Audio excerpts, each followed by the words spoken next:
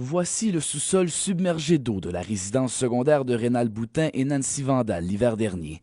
Une situation qui se répète depuis 2014 alors que leur terrain est inondé, souvent en hiver, depuis que la municipalité de Boileau a effectué des travaux sur les ponceaux et construit 2 bassins de rétention. Depuis 2014, là, notre terrain a dans les chantiers de gaz. Ces inondations en plein hiver ont eu raison de plusieurs arbres. Le couple a alors entrepris des travaux avec permis pour couper ces arbres morts et effectuer du remblai afin d'éviter les inondations. Mais la municipalité a arrêté les travaux prétextant qu'il y avait la présence d'un cours d'eau. Un biologiste mandaté par le couple a toutefois statué qu'il s'agit plutôt d'un fossé de drainage et non d'un cours d'eau.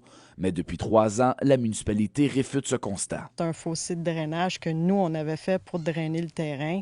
Quand il y avait des fortes pluies, la fonte des neiges, c'était vraiment pour drainer notre terrain, mais ça n'a jamais été un cours d'eau, là. Rénal et Nancy croient avoir été victimes d'abus de pouvoir de la part de l'ancienne administration municipale qui aurait constamment retardé leur dossier.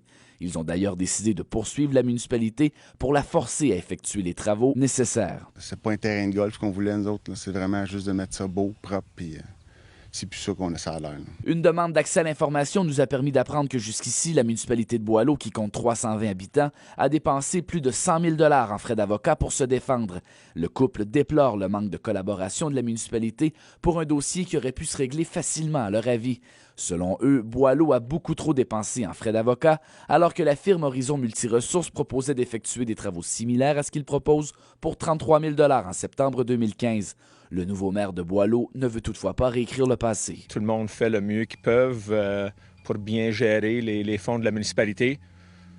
Est-ce que j'aurais fait quelque chose de différent? Je ne peux pas vous le dire. Il y a bien des manières que j'aimerais voir l'argent dépensé autrement dans une petite municipalité, mais parfois, c'est des choses qui arrivent. L'ancien maire Henri Garriépi, qui est montré du doigt par le couple, a refusé de commenter à la caméra, mais nous a fait parvenir une lettre dans laquelle il indique que durant ses 16 années au conseil municipal, il a toujours privilégié la recherche de solutions et de ce fait, un seul cas s'est rendu devant les tribunaux.